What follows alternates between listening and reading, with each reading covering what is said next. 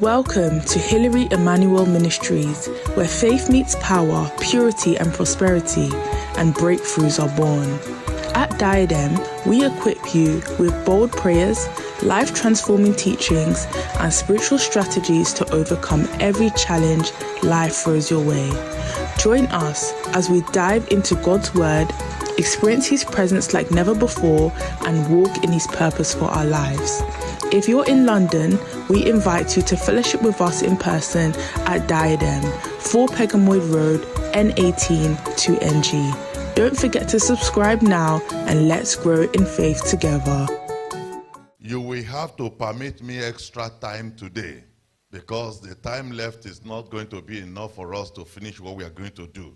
We thank the Lord for the success of this year's deliverance of the foundation. And the Lord has been so good unto us.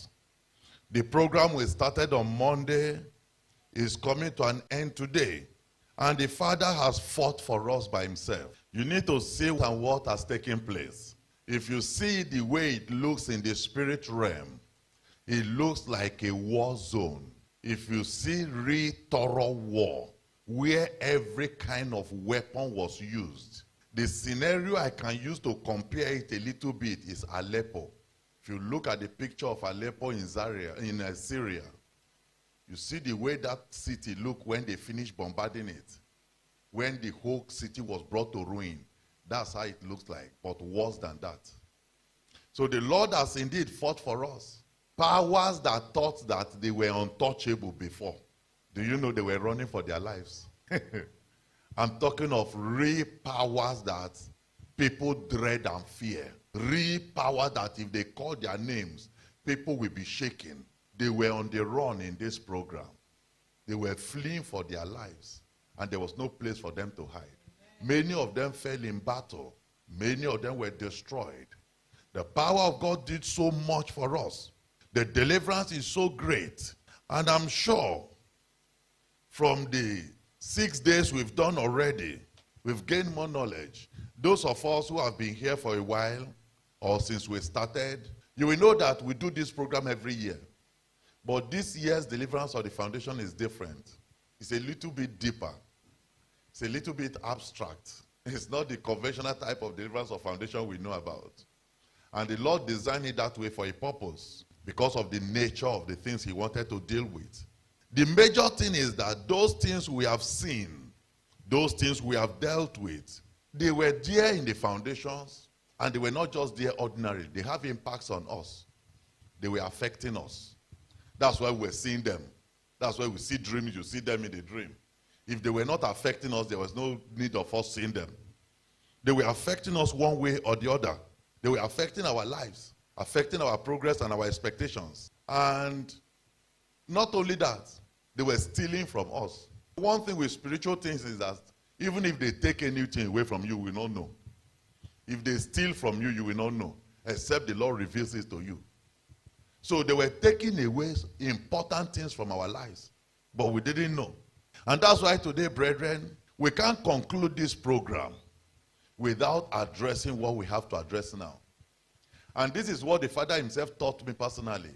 He said, anytime you pray for people, anytime you do deliverance for people, remember to collect what belongs to them that the enemy collected. He said, because it's not just enough to deliver them. It's not just enough to pray for them and free them.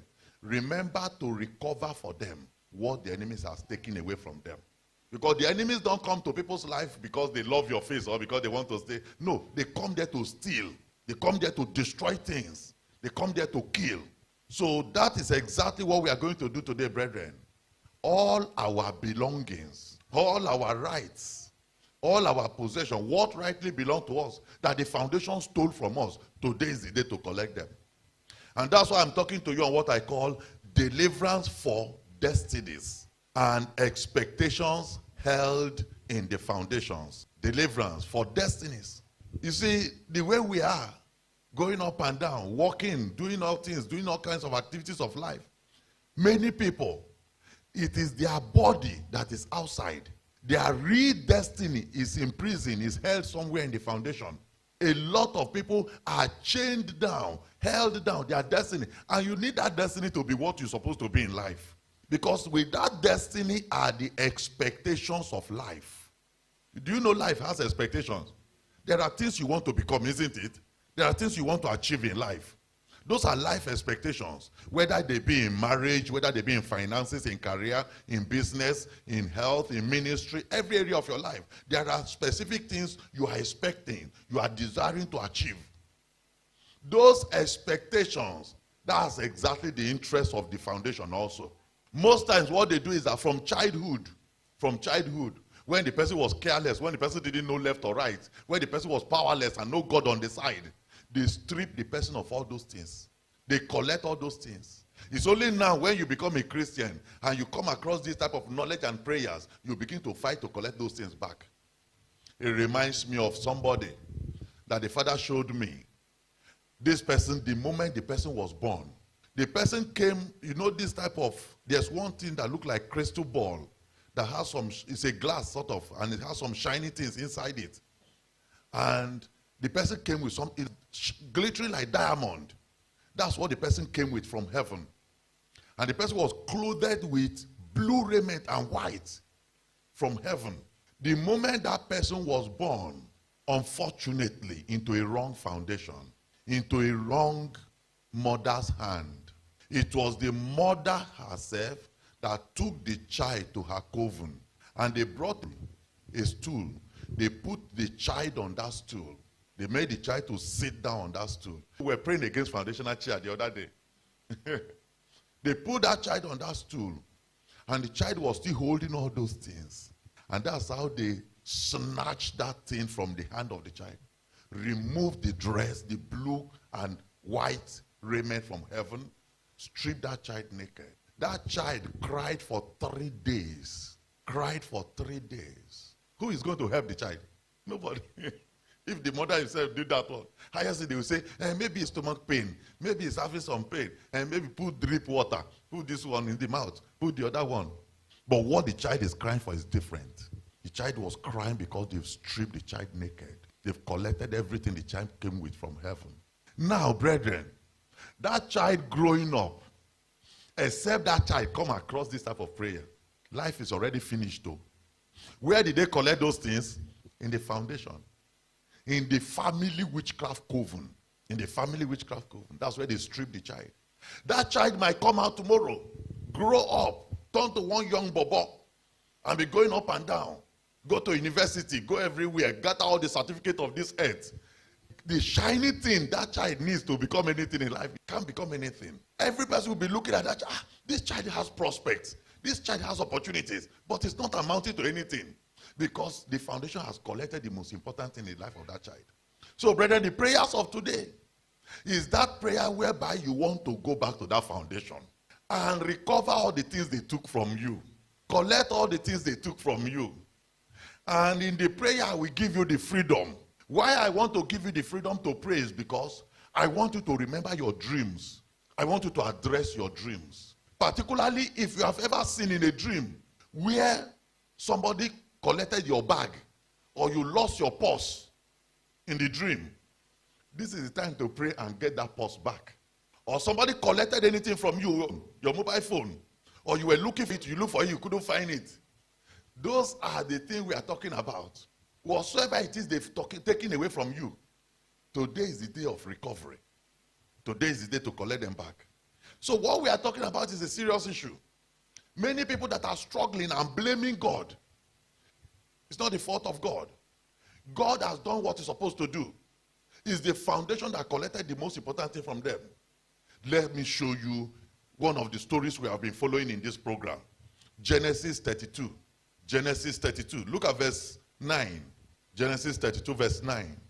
And Jacob said, O God of my father Abraham, and the God of my father Isaac, the Lord which said unto me, return unto thy country and to thy kindred, and I will deal well with thee.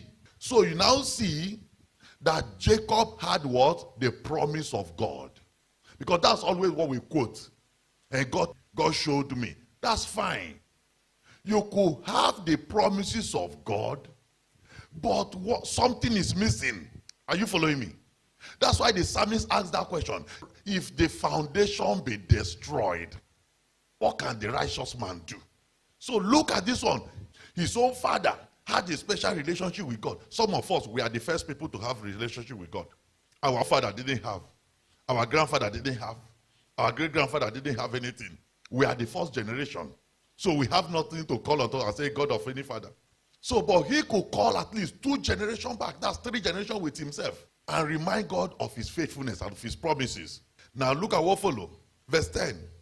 I am not worthy of the least of all the mercies and of all the truths which thou hast showed unto thy servant. Now look at where I'm going to. Look at what I want to show you. For with my staff, that is rod, this shepherd rod, this rod shepherds normally hold. He said, with my staff, I passed over this Jordan. What was he saying?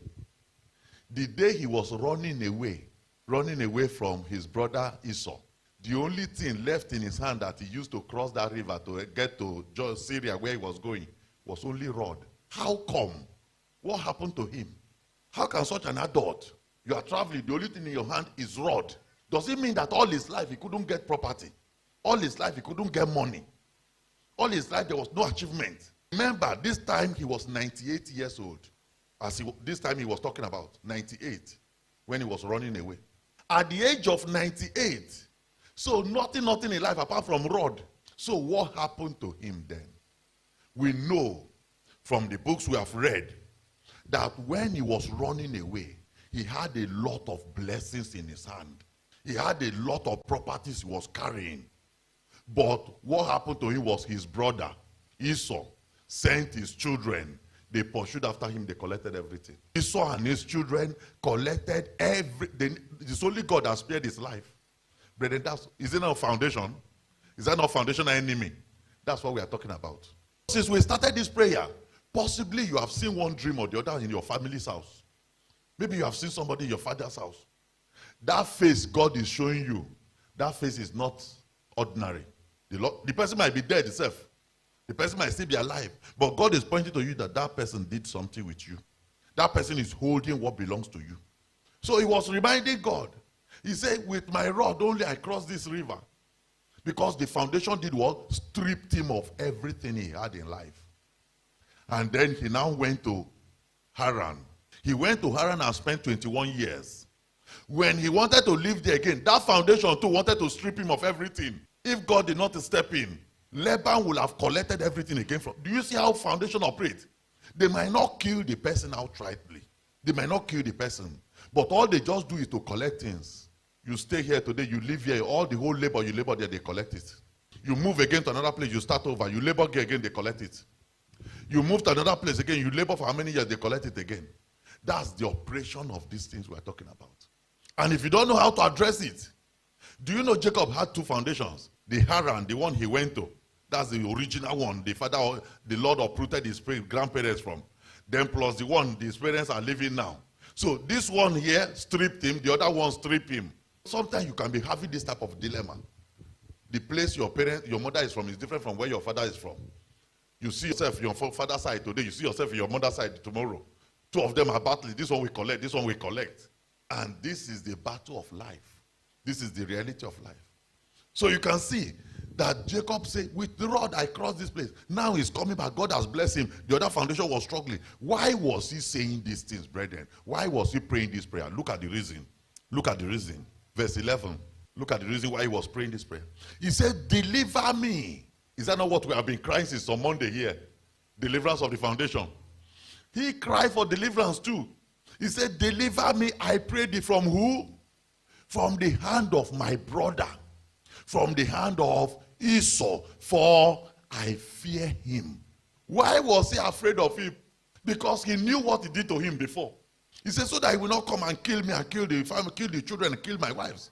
He said, I fear him, because he knew if God did not deliver him, if Esau came, even if Esau didn't kill him, he will collect everything again.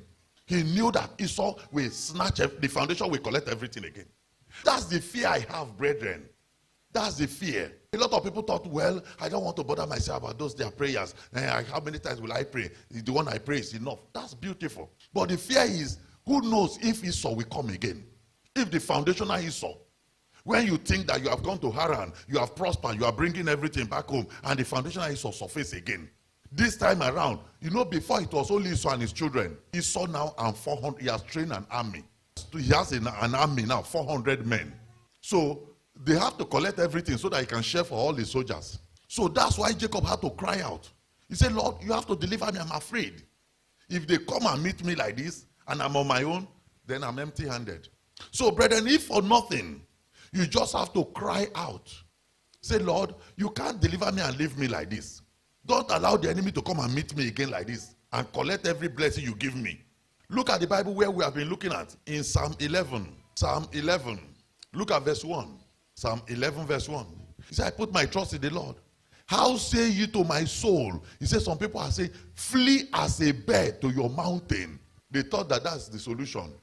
He said, he said, run to the mountain, flee like a bird, develop wing, fly away from your foundation. Verse 2. For lo, the wicked bend their bow. They make ready their arrow upon the string, that they may privately, secretly shoot at the upright in heart. Verse 3. If the foundations be destroyed, what can the righteous do? The Lord is in his holy temple. The Lord's throne is in heaven. Behold, his eyelid try the children of men. Let me tell you what the psalmist is saying in that place. The psalmist say, if the foundation be destroyed, what can the righteous do? It is too dangerous for the righteous to remain in such foundation. A destroyed foundation.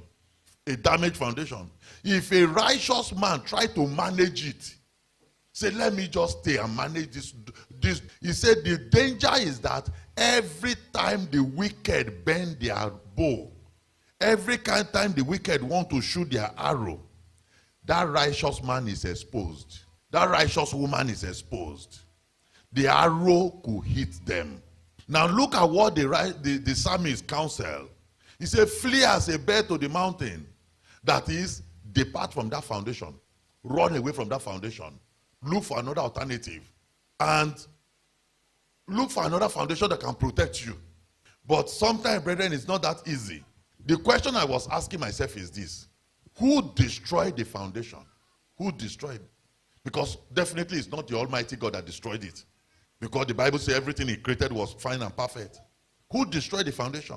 So that man, that woman, that name that destroyed that foundation, that destroyed the foundation of the destiny, the foundation of the marriage, the foundation of your ministry, the foundation of business, the foundation of everything in life. That is the person you have to fight against. Because if you don't fight against it, if you create a new foundation, they will still come back to attack that foundation. Look at how they operate. There was a time God brought the children of Israel from Egypt and planted them in a brand new foundation in Canaan. Gave them a new beginning. Gave them their own country. Gave them a brand new foundation to start off in Canaan. And he warned them. He said, don't bring idol into this foundation. Don't bring idol. If you bring idol, the idol will work against you. And they didn't listen. They brought idols. And then those idols and the real owner Babylonians came and uprooted them. Look at what powers of the foundation of Babylon. Because Babylon now became their brand new foundation because they were moved to Babylon. Look at what the power of that Babylon does. The power we are talking about. Jeremiah chapter 51. Jeremiah 51, look at verse 34. Jeremiah 51 verse 34. He said, Nebuchadnezzar, the king of Babylon, has devoured me. He has crushed me. This is how, that's their own new foundation. That's their foundation. He said, he has made me an empty vessel. So when this brand new foundation came, that's the first thing he did. He crushed them, emptied them, turned them to empty vessels. And then what did he do with their belongings? All their blessings and all the good things in their life. Look at what he says. He has swallowed me up like a dragon. He has filled his belly with my delicates. All the good things, he has swallowed everything into his belly. And then he has cast me out. Verse 36. Therefore, thus saith the Lord, behold, I will plead thy cause. If the Lord does not intervene, brethren, if the Lord does not fight for us, these foundational enemies and power we are dealing with is not a joke. So I will plead thy cause and take vengeance for thee. That's what we want to cry here today. that God will fight for us. I will dry up her sea and make her spring dry. So, brethren, the issue here, the battle is such that when we fight against the enemies, when we destroy the enemies and destroy all they have been doing to us, we need to go back to collect all the things they swallowed. We need to go back to collect all the things they took from us, because the battle wouldn't be complete without that. And that's what we want to quickly go into now. And in the process of the battle, possibly it's not all the enemies that will die. Maybe some of them will be wounded. Some of them will escape. Those ones also, we are going to address them, because those are the ones that we want to go and reinforce. So we address those ones too. And then we now cry unto the Lord that everything we've lost to the enemies, whether we know them or not, that the Lord will recover them for us and collect everything for us. Let's stand up on our feet. And let's begin to appreciate the Lord. Say, the Lord, I thank you, Father, for everything you have done for me in this program. I am so grateful. Lord, I bless your name. Lord, I worship you. Father, I glorify you. Thank you so much, Lord. Thank you so much, my Father. I am so happy. I am so grateful. Thank you for the way you have fought for me. Thank you for everything you've done for me, Lord. Lord, thank you so much. Father, thank you. Thank you for watching. If this message blessed you, don't forget to like, share, and subscribe to join our growing community of faith. You've just listened to the sermon, but there are powerful prayers that follow. Due to social media rules and guidelines, the prayers have been removed from this video. However, you can access the full prayers and more life-changing resources by visiting www.pastorhillary.org or downloading our app, Diadem Media. If you're in the London area, we'd love to have you fellowship with us in person at 4 Pegamoid Road, N18 2NG. If you have any questions about this message, want counseling from Pastor Hillary, or wish to share your testimonies following the prayers, please leave a comment below and someone from our team will get in touch. Until next time, may God bless you abundantly and guide you in all your ways. Stay victorious.